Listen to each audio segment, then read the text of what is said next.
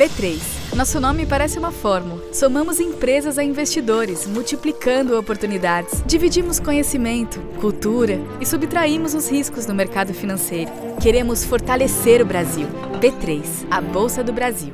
Pessoal, boa tarde a todos. A gente está ao vivo agora, transmitindo via LinkedIn. E depois as gravações também que a gente pretende fazer aqui. O Danilo estava pedindo a gravação, ele falou que quer mostrar para os parentes dele, para a mãe e tudo mais. Eu queria agradecer primeiro, a participação de todos, quem está assistindo na transmissão aqui presencial e ao vivo. Eu sou o Leandro Loyola, eu trabalho na B3 Educação e estou tendo o prazer agora de mediar aqui esse painel com dois especialistas em ETFs. Ali na ponta de lá, o Danilo Gabriel, que trabalha na XP. Ele é gestor de fundos passivos, que é a categoria que a gente está falando aqui hoje. E o Leonardo Vasques, da Itaú Asset. Ainda bem que todo mundo veio com as suas respectivas camisetas, assim fica mais fácil de identificar. Eu estou com a minha aqui, cada um com a sua. E, bom, antes de mais nada, dizer que a gente está muito feliz de estar aqui esse ano. Ano passado a gente já fez bastante conversa aqui, nos anos anteriores, e a gente tem um compromisso de manter essa conversa de conteúdo de educação financeira para manter as pessoas bem informadas sobre os produtos e serviços financeiros e de investimentos. Então o ETF é um produto super popular no mundo, e aqui no Brasil ainda está engatinhando, apesar da longa idade. A gente estava falando do PIB agora há pouco aqui, o Léo estava me contando da história dele com o PIB, ele vai falar um pouco mais depois. Desde 2004, é isso, que é o primeiro ETF no Brasil, mas ainda é uma indústria que tem muito a se desenvolver, então esse tipo de conversa é super importante para a gente conhecer mais e espalhar a semente aí, para a gente poder falar um pouco mais sobre o assunto. Eu escrevi aqui um negócio no meu roteiro, que é uma promessa, quem ficar com a gente até o final vai ter uma surpresa, cada especialista vai contar os 2 ETFs favoritos deles para os próximos 12 meses, pelo menos um call aí, de uma expectativa que eles têm, de classe de ativo, uma oportunidade para vocês conhecerem e saberem um pouco mais sobre as oportunidades. E a gente tem um encontro marcado na Expert 2024 para a gente voltar a falar sobre esse assunto. Danilo, você pode se apresentar para a gente rapidão? Claro. Bom, primeiro, obrigado pelo convite. Léo, obrigado por coparticipar aqui comigo. Eu sou o Danilo Gabriel, sou sócio gestor aqui da XP Asset, sou responsável pela franquia de fundos indexados da XP. A gente começou os fundos indexados lá em 2018, ainda não com ETFs. Em 2020 a gente lança o nosso primeiro ETF e ao longo de 20, 21, 22 a gente vem compondo a nossa grade. Hoje a gente tem 13 ETFs no nosso portfólio e a gente vai falar um pouquinho aqui sobre eles, vai ser um papo muito legal. Léo, se você puder também. Bom, obrigado também pelo convite, é um prazer estar aqui, é um assunto que eu adoro falar. Agradeço o Danilo também por estar aqui com a gente. Eu sou gestor no Itaú, eu sou gestor na Itaú Asset já há mais de 20 anos. Eu participei do lançamento do primeiro ETF lá em 2004, do PIB, eu sempre fui gestor tanto de renda variável e agora de renda fixa, e trabalho hoje na área responsável pela gestão dos fundos, dos fundos indexados e ETFs do Itaú. A gente tem hoje lá 21 ETFs já e 150 bilhões em ativos. Olha aí, então tem uma quantidade grande de ETFs aqui em negociação nessa mesa aqui, uma quantidade de patrimônio importante. Eu queria já aproveitar, já que você está com a palavra, pedir para você falar sobre esse primeiro mito que a gente escolheu aqui. O nome da conversa é Mitos ou Verdades, Mitos e Verdades. A primeira pergunta para você mesmo, sobre liquidez, se isso é um fator determinante na escolha de um ETF e como é que você leva isso em consideração na hora de recomendar um ETF? Então, a discussão de liquidez em ETF é uma discussão sempre interessante porque a gente vende e explica para as pessoas que o ETF é como uma ação. Ele negocia como uma ação na bolsa, você consegue comprar, mas as pessoas olham a liquidez dele como a da ação e não é exatamente igual. Por quê? O ETF ele é diferente de outros instrumentos que negociam em bolsa. Então, você olhar um fundo imobiliário, um fundo de infraestrutura, um FIAGRO, eles têm uma quantidade restrita de cotas e são só essas cotas que negociam. O ETF ele é arbitrável. Isso significa o quê? Você pode criar e destruir novos ETFs a qualquer momento. Então, como eu posso sempre criar e destruir ETFs, arbitrando ele com o mercado secundário, a liquidez dele não é restrita ao quanto ele negocia. A liquidez dele é determinada principalmente pela liquidez dos ativos que estão dentro dele. Então a gente tem até um exemplo que aconteceu há coisa de uns 2 meses com um ETF nosso. A gente tem um ETF de small cap que tinha um patrimônio em torno de 170 milhões. E num só dia ele teve 100 milhões de liquidez no mercado secundário. E esses 100 milhões foi sem distorcer preço, justamente por causa disso. Porque o market maker ele consegue criar novas cotas e suprir a demanda. Vou te interromper já para perguntar sobre o market maker, que é uma coisa que as pessoas não conhecem, mas em português, formador de mercado. O que ele faz, do que vive, do que come, conta mais sobre o market maker. Então, quem que é o market maker, né? Todos os ETFs hoje que estão na bolsa, sejam os do Itaú, sejam os da XP, no geral eles têm um formador de mercado. O formador de mercado é um agente que é contratado pelo administrador do fundo para prover liquidez no mercado secundário para quem quiser operar. Então a função dele não é garantir que o ETF saia no preço justo. A função dele é abrir uma oferta de compra e uma de venda dentro de um túnel pré-determinado. Então você pode ter certeza que ele sempre vai estar lá comprando ou vendendo, na verdade comprando e vendendo, com esse limite de variação entre ambas as ofertas. Por isso, mais importante do que você ver quanto negociou o ETF, é você ver se tem um market maker e se ele está lá anunciando. Se ele estiver lá, pode operar, que você sabe que tem liquidez para te suprir. Até em complemento desse ponto, no site da própria B3, todos os ativos que possuem formadores de mercados contratados aparecem lá e com a transparência de qual é a regra de negociação que esse formador de mercado vai ter. Também é possível ver no home broker de todas as corretoras, olhar o que a gente chama na pedra, ver se tem ali. Normalmente os market makers têm 2, 3 linhas ali de preço comprando e vendendo, garantindo essa profundidade de preço. E até em complemento nessa questão de liquidez, eu sempre uso isso quando eu estou falando do ETF, ele traz o melhor de 2 mundos. Ele é um fundo listado, então ele tem liquidez intraday, ele é um fundo aberto, então ele pode ter criações e destruições de cotas. Também no site da B3 tem a possibilidade de saber o valor patrimonial com uma fração de segundos. Qualquer distorção de preço, o formador de mercado vai atuar garantindo, ou algum outro agente, algum arbitrador, alguém que vê essa distorção e quer corrigir essa anomalia do mercado, além do terceiro nível que o Léo já colocou muito bem, que é a parte da destruição e você acessar os que a gente chama dos underlying assets. Então a gente pega um fundo de Ibovespa, por exemplo, o Ibov negocia pra caramba, mesmo que o ETF em tela não tenha tanta liquidez, você consegue nessa explosão acessar um mar de liquidez, garantindo uma continuidade de preço satisfatória para o investidor. Bem legal. Então, o que a gente pode afirmar aqui, né, que a defesa dos especialistas é que essa história da liquidez do ETF é um mito, porque o que a gente deveria olhar era muito mais a liquidez dos ativos que fazem parte da composição dessa carteira e se há ou não há formador de mercado. Tem algum ETF que não tem formador de mercado? Existe isso? Vocês sabem? Não. Todos têm. Que eu saiba hoje, todos têm no mercado. E tem até uma coisa interessante, que a própria B3 tem um programa chamado de formador autônomo. Então, muitos ETFs, além do formador contratado pelo administrador, tem outros formadores autônomos que provêm mais liquidez. Então, se você pegar os ETFs mais líquidos no mercado, você vai ver que às vezes tem 3, 4 formadores que estão credenciados para atuar nesses ETFs. Então, eles estão lá sempre atuando de forma formal e com uma obrigação contratual de estar 80% do dia ali na pedra, dando preço. Muito bom. Agora eu tenho que passar a bola aqui para o Danilo, fazer outra pergunta para ele sobre custo. Né? Uma mito ou verdade, né? Se o único custo de um ETF é a taxa de administração e quais são eles, né? Contar um pouco sobre isso para o pessoal. Claro.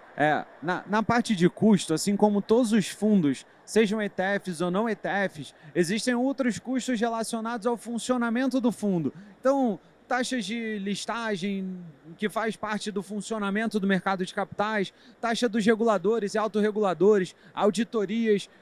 No caso do ETF, como o ETF é a tradução de um fundo de índice, então todo ETF, regulatoriamente falando, tem um índice associado, e esse índice naturalmente pode ter um custo associado a ele. Então, além do custo de taxa de administração, existem alguns outros custos relacionados ao funcionamento do mercado, mas assim como na pergunta anterior da parte de liquidez, existe um custo do que a gente chama de bid and ask.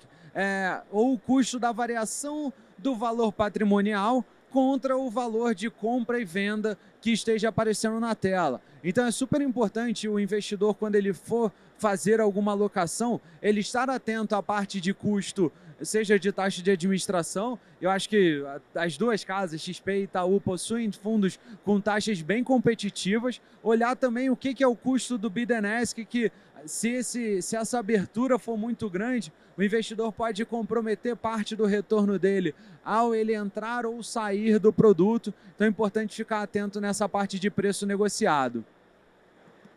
Eu acho que é até legal colocar aqui, quando a gente olha para o custo do ETF, as pessoas sempre pensam, poxa, né, eu vou comprar um produto indexado que vai necessariamente perder do índice porque tem um custo. E o ETF tem uma coisa que é impressionante, principalmente no ETF de ações, que a maior parte dos ETFs de ações conseguem pagar todos esses custos com o aluguel de ações da própria carteira. Então, se você comprar um ETF de Bovespa, acho que não tem nenhum ETF hoje de Bovespa no mercado que não consiga alugar a própria carteira para pagar a própria taxa de administração. E muitas vezes você ainda consegue alugar a cota do ETF e gerar mais uma camada de receita. E a pessoa física muitas vezes pensa, poxa, mas eu vou controlar isso? Como é que eu vou alugar? Onde eu vou fazer isso? A maior parte das corretoras hoje, seja a do Itaú, seja da XP, oferece um serviço que a gente chama de custódia remunerada, onde eles alugam para você a cota e você ganha a maior parte desse aluguel. Então é um jeito de você ficar exposto ao mercado, bater o índice sem ter um risco adicional. Muito legal, né? Essa é uma coisa que eu acho que explica muito o sucesso do ETF no mercado internacional, os mercados desenvolvidos no geral, né? Que é essa coisa de você conseguir investir em uma série de classes de ativos, inclusive renda fixa e commodities e tudo mais, pagando pouco e ainda, quer dizer, acompanhando muito de perto o índice que se escolhe acompanhar, né? Uma vez que os custos são baixos, tanto de administração e todos os outros, né? E os benefícios que você tem ao colocar o dinheiro no ETF, como os aluguéis que você mencionou, que acabam reduzindo o custo ou eventualmente aumentando sua receita no final, né? Então, acho que é uma explicação para esse sucesso, e a gente, fazendo esse trabalho de educação aqui, está tentando mostrar para o brasileiro também que ele também pode, né? Que isso é uma coisa que está acessível a ele também, e a gente amadureceu a indústria e tem uma oferta muito grande hoje que pode ser acessada, né? A próxima dúvida aqui, eu vou dar um espaço para você escolher entre mito, verdade ou polêmica, Léo, é se os ETFs deveriam pagar dividendos. E eu acho que é uma coisa que está no pipeline da regulação aí, né? Acho que aprovou recente aí. Conta aí um pouco dessa história. Então, essa é uma discussão antiga, né? Acho que se eles deveriam ou não pagar dividendo, eu considero uma polêmica, mas é legal a gente aproveitar para explicar o que acontece com o dividendo. Porque muitas vezes as pessoas perguntam para a gente, poxa, eu comprei o ETF em vez de comprar ação e eu não vejo o dividendo. Você não vê porque ele está refletido dentro do valor da cota.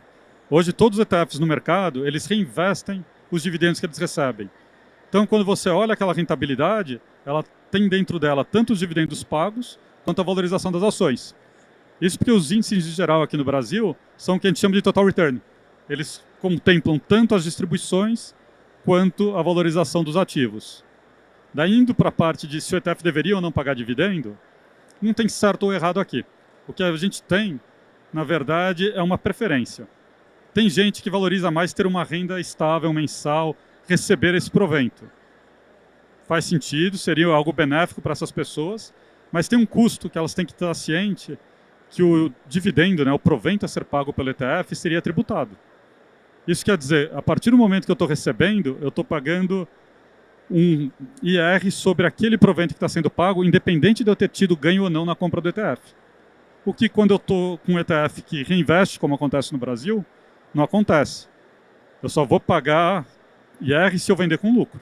Então tem essa e ainda com a distinção. possibilidade de compensar de alguma forma com algum outro ETF que eu tenha de prejuízo.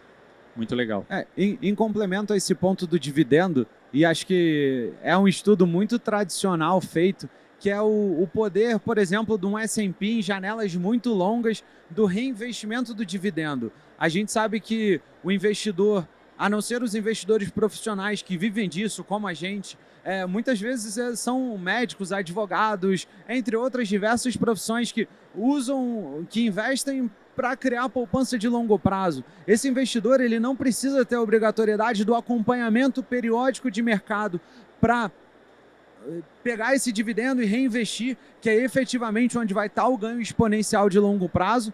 Além disso, na grande maioria dos ETFs de renda variável, o próprio nome diz, é uma renda variável, então você pode ter flutuação de renda, talvez numa visão de dividendo, de fluxos constantes. Existem outros produtos que são inclusive tributariamente mais benéficos para o investidor, que fariam mais sentido e deixa o ETF numa pegada de engordar essa cota, de reinvestir, de manter essa praticidade para o investidor. Eu compartilho da opinião do Léo que o ETF ele não deveria ter assim, não é que ele não deveria, assim, eu prefiro, e eu acho que a gente na XP vai seguir a linha de não aderir ao modelo de distribuição de renda. E aí um tema um pouco polêmico, de não ter a distribuição, a gente evita alguma instabilidade fiscal de, poxa, hoje eu tenho um tributo X, daqui a pouco, eventualmente, por qualquer motivo que seja, a gente pode mudar esse tratamento.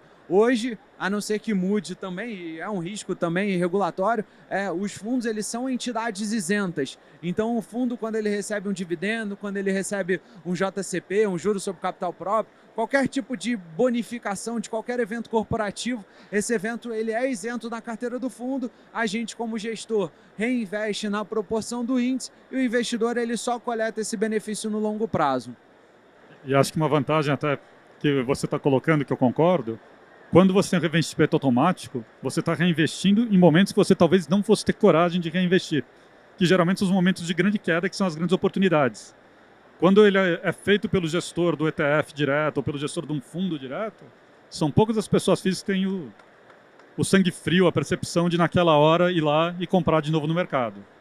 Mas, de novo, é uma questão de preferência.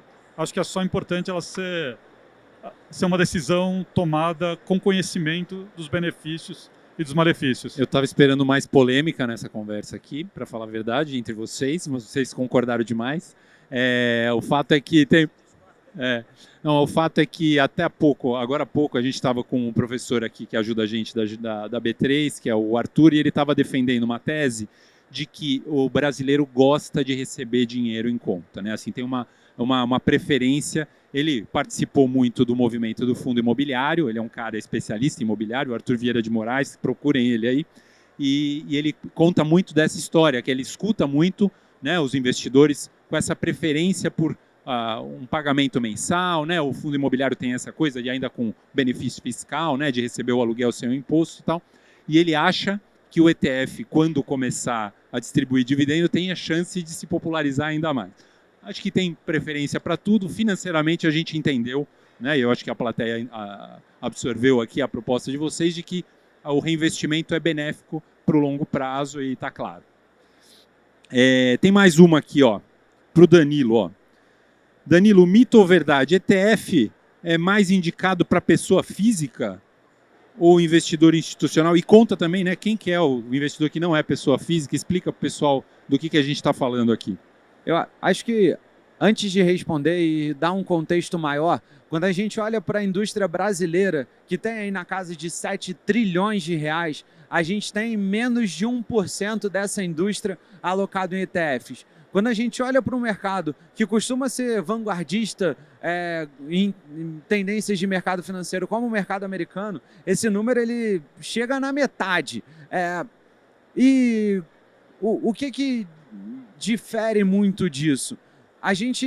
Eu entendo que o ETF ele é para todos os perfis e ele tem alguns benefícios que são intrínsecos à natureza dele, que é liquidez. Então ele é um produto extremamente líquido. Na hora de um investidor fazer uma alocação diversificada entre renda fixa, renda variável, em diferentes geografias, em diferentes fatores de risco, a liquidez ele é um ponto super importante para rebalanceamentos. Ele é transparente, então um fundo de Ibovespa, um fundo de IMAB, qualquer coisa do gênero, ele sempre vai seguir o Ibovespa, sempre vai seguir o IMAB. Então o investidor ele pode ter uma tranquilidade que não vai ter um desvio de estilo. E ele é extremamente barato, garantindo que não existe uma corrosão de retorno no longo prazo em função de custos. E o Léo colocou muito bem que os gestores, de forma proativa, propositiva, alugam a carteira, remuneram a custódia, então isso se torna ainda melhor. Feito todo esse contexto, O investidor institucional, fundos de pensão, assets, multifamily offices e etc., eles usam muitos os ETFs como instrumentos de alocação de ativo, que a gente chama no jargão do mercado financeiro do asset allocation, e ele usa uma alocação em inflação, em Ibovespa, em fundos imobiliários, em bolsas globais, em S&P, etc. Ele usa esse produto muito líquido como um complemento, como um facilitador da gestão da carteira dele.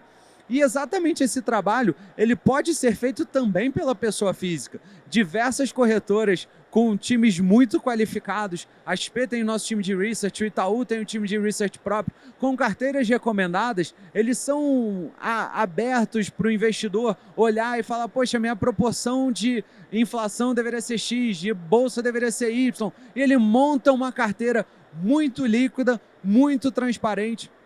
Existem papers ao longo do globo que, inclusive, fundamentam muitas alocações dos investidores institucionais, que dizem que mais de 90% do retorno do longo prazo está muito mais relacionado à escolha do ativo, do asset allocation dele, do que se eu vou comprar um investidor, o gestor X ou Y, o que está no core é se eu vou ter as classes de ativos corretas. Então o ETF ele entra como um facilitador muito grande para ambos os públicos. E a gente entende que o desenvolvimento do que a gente está fazendo aqui de educacional para os investidores, de corretoras cada vez mais plugadas, de mais assessores de investimento, family offices e por aí vai tirar esse número de ETF que está para baixo de 1% e aproveitar esse mar de oportunidade. Não sei se a gente vai chegar no nível americano dos seus 50%, mas a gente tem bastante potencial para ser bem maior do que a gente é hoje. E acho que uma das coisas chaves do que o Danilo colocou, que acho que esse é um mito de verdade que existe, que o ETF não está aqui para brigar com o gestor ativo, muito pelo contrário, ele é um instrumento para o gestor ativo. A gente enxerga o ETF como um instrumento complementar. Então não é uma discussão de, poxa, eu quero ter gestão ativa, eu quero ter ETF. A gente quer ter as duas coisas e a gente acha que o próprio gestor ativo tem no ETF um aliado, não um inimigo. Se você quer fazer uma posição de small cap num fundo ativo, é muito mais rápido você comprar um ETF do que selecionar 40, 50 papéis de small cap. Você está num fundo multimercado e quer fazer uma aposta rápida em inflação, talvez em vez de tentar escolher um vencimento específico de NTNB, compra um ETF de MAB. Você faz a aposta do mesmo jeito e não tem que ter essa discussão de qual vencimento eu vou entrar. Então é um instrumento complementar. Complementar tanto para o investidor profissional quanto para o investidor pessoa física, que tem nele um instrumento de baixíssimo custo. Só para completar, Leandro, acho que uma coisa super legal, o Léo trouxe uma pegada do gestor profissional alocando, mas até para a pessoa física, a gente tem muito a discussão de jogar extremos, né? O Fla-Flu. Definitivamente o ETF ele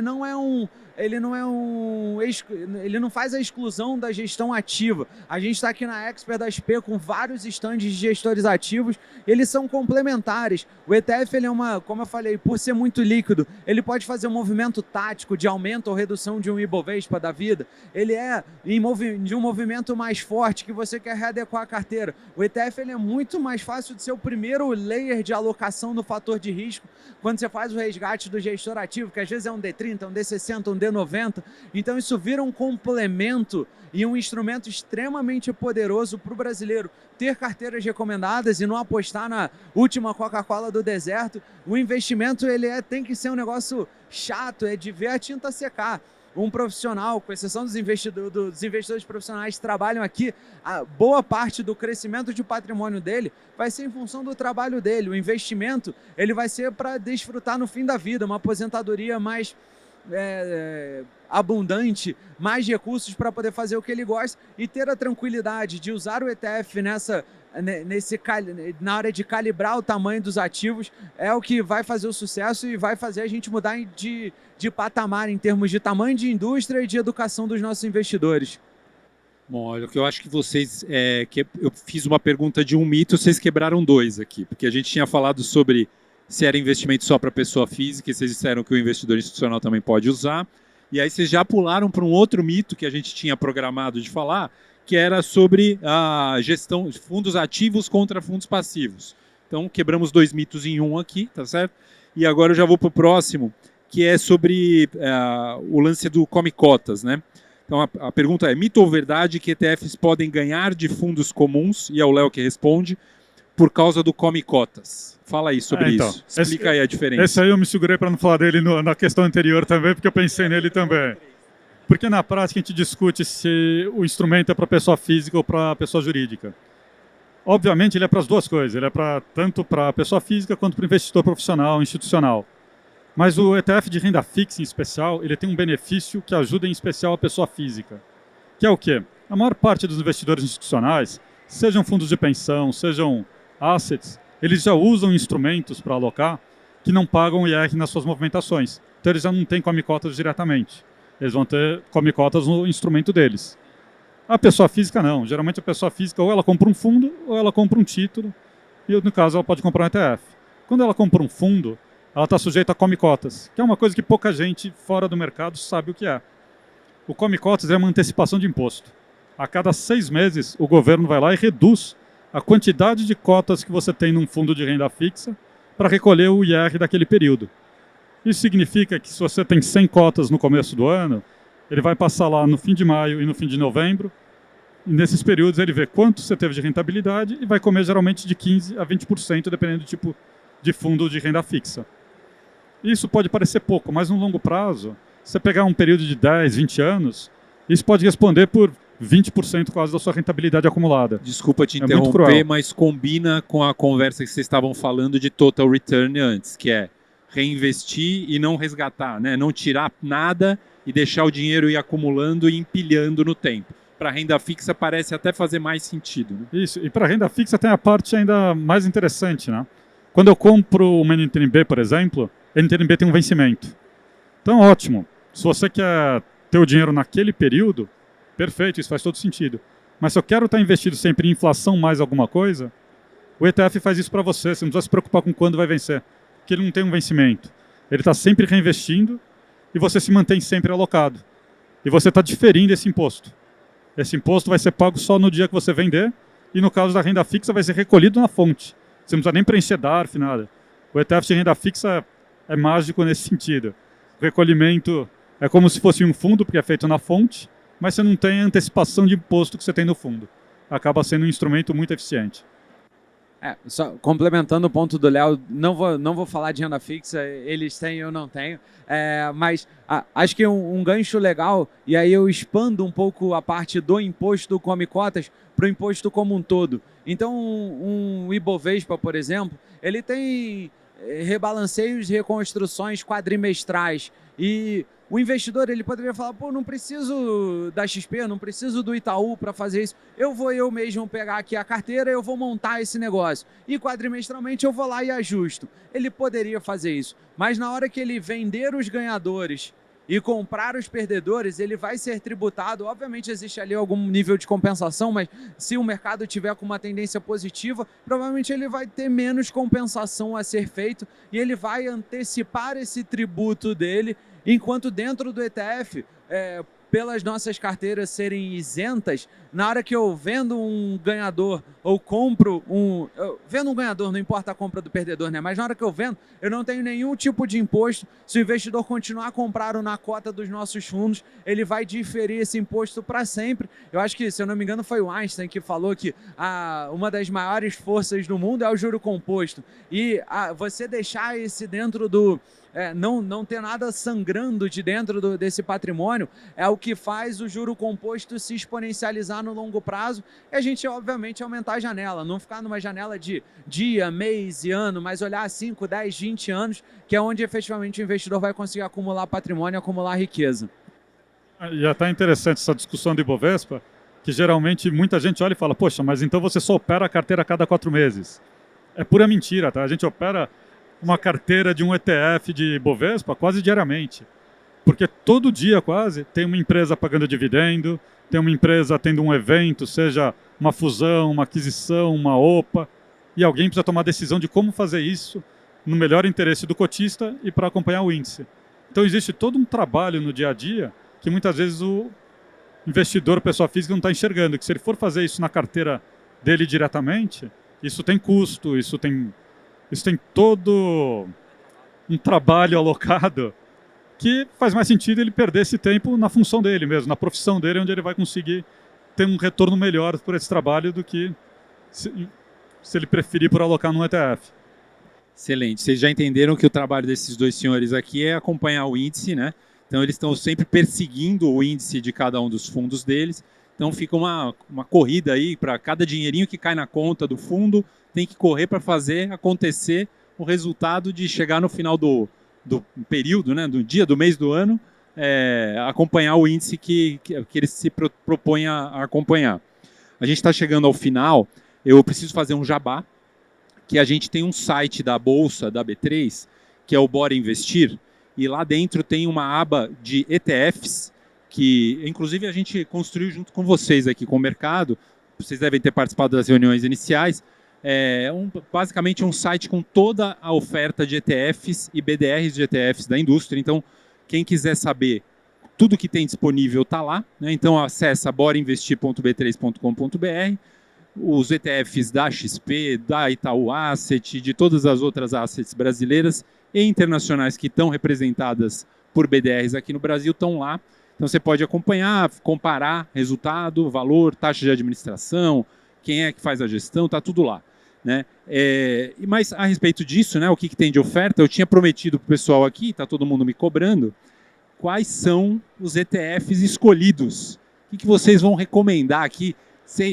A CVM estava aqui passando agora, vai falar que vocês não são qualificados para fazer recomendação de investimento, então não é recomendação, hein? É só o ETF preferido de cada um, por favor. Léo, você me permite começar? Eu não vou fazer uma recomendação, mas eu vou indicar para olhar com carinho esses dois ETFs. Acho que tem dois temas muito legais que têm sido falados recorrentemente, principalmente no que tange juro real.